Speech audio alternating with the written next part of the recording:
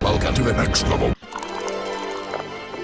Travel back with me, if you will, to 2019. It's been several years since the original Awesome P came out. From a relatively small publisher and definitely a minuscule development team, Awesome P is now a trilogy of games.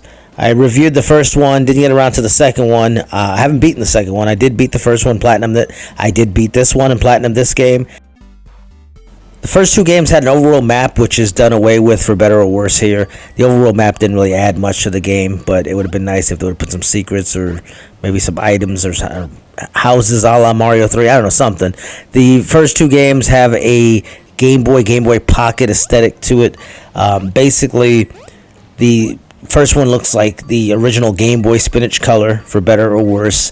I kind of got used to it. It kind of has its own unique charm. Most people can't stand it, so I get why they got rid of it. This game looks a hell of a lot better to most people.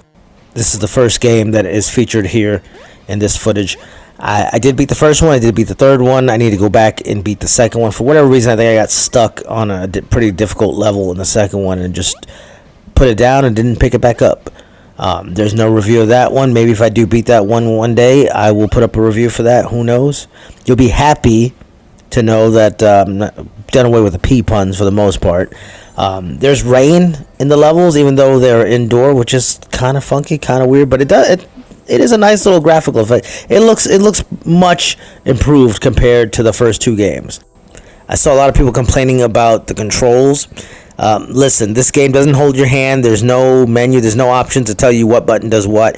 But there's only a couple buttons. You can basically walk on the wall for a little bit. You've got to hold the button up. Otherwise, you're going to slide down the wall. And you can dash. The dash becomes very important. Your double jump is gone. For better or worse, the double jump is not there anymore. So the first two games had that. This one does not.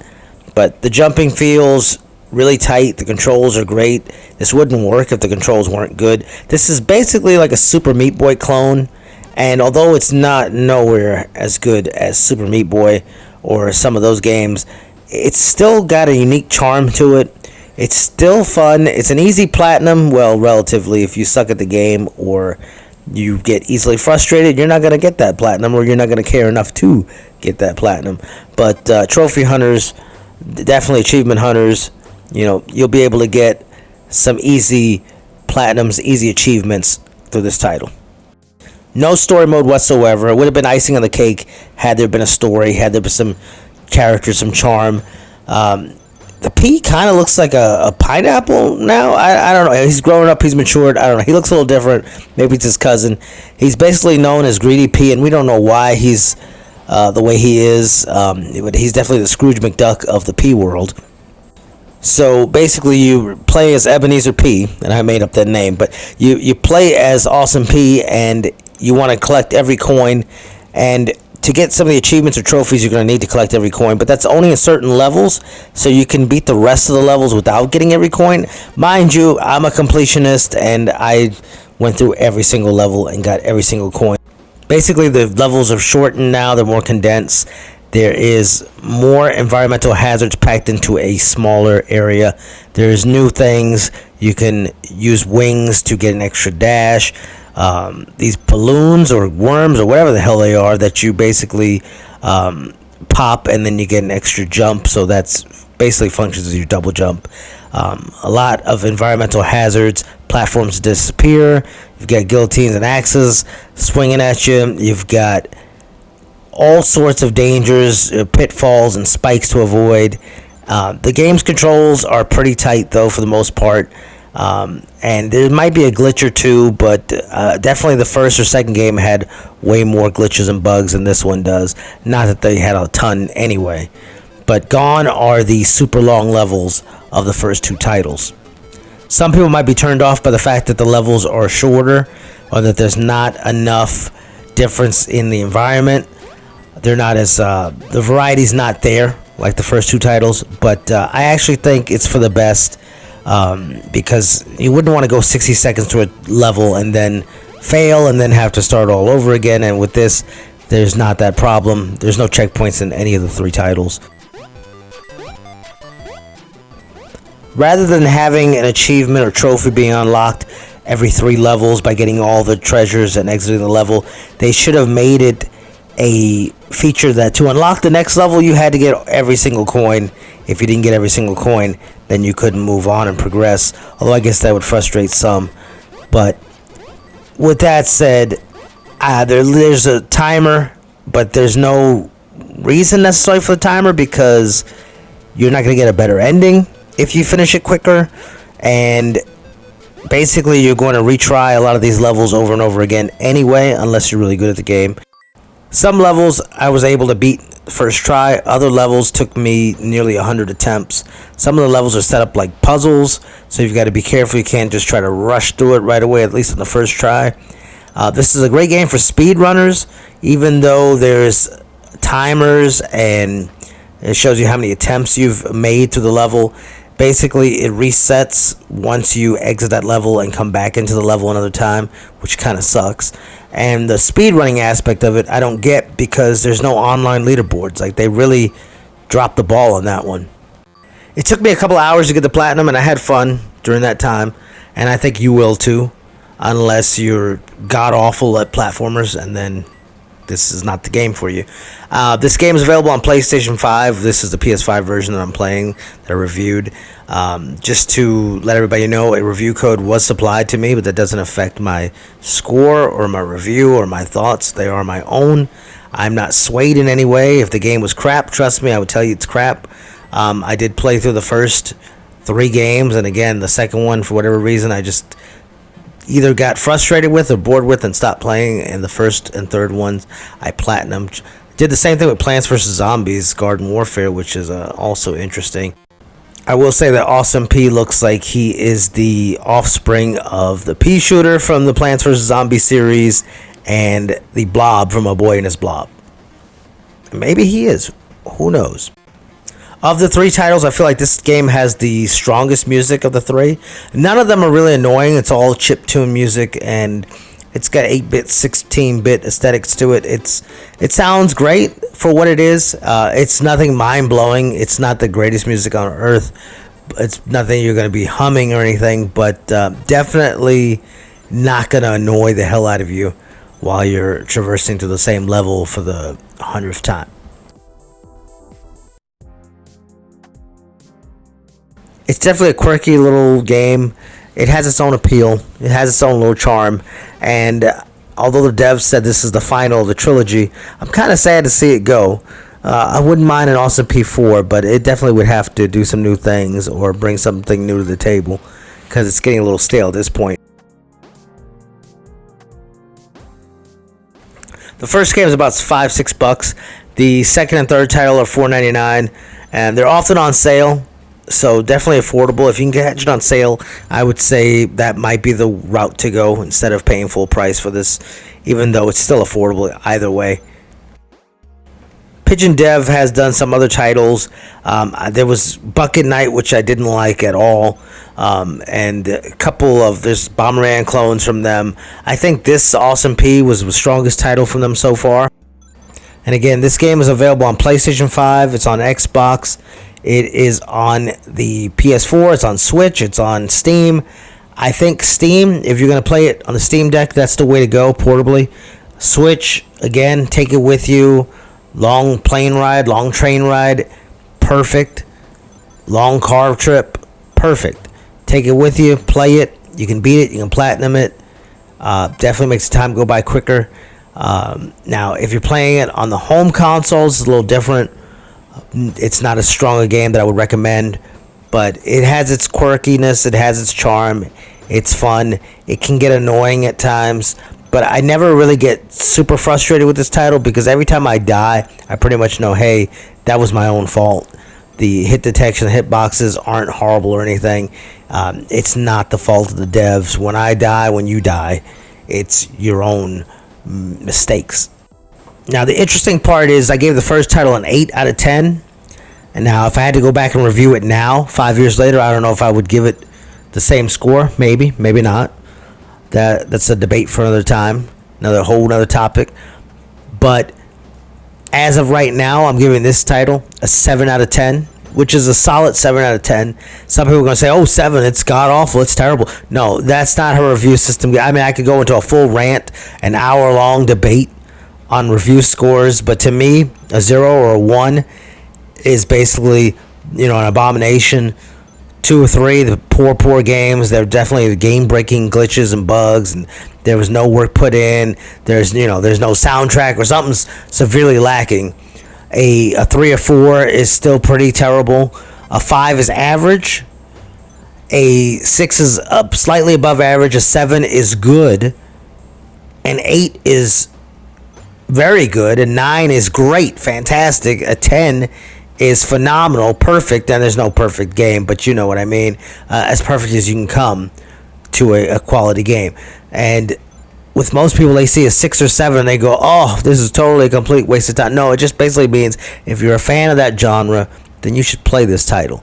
And I think if you like platformers, you like tough games, if you're an achievement hunter, trophy hunter, then basically seek this game out. If you want something to play on a train and you like little platforms, you like Super Meat Boy, then you can't do wrong with this title. I somehow neglected to mention the fact that you need to get keys to progress through the levels. They basically unlock the portal to the next world. There's 69 stages. Basically, there's more stages than the first games, but the stages are a lot smaller, so take that for what it's worth. It's definitely worth the asking price, whether it's on sale or not. It's $4.99 right now, currently, on PlayStation, Xbox, Steam, Nintendo Switch. It's best played portably on the Steam Deck, or Nintendo Switch, or on the PlayStation Portal. Definitely a game that I feel like, if you're a platformer fan, if you like games like Super Meat Boy, then you're going to definitely enjoy this title. If not, if you're easily frustrated, then walk away. This is not for you. The stage select becomes available to you once you beat the various stages, and you can go back and you can collect coins if you missed it, or get the trophies if you missed those, or achievements.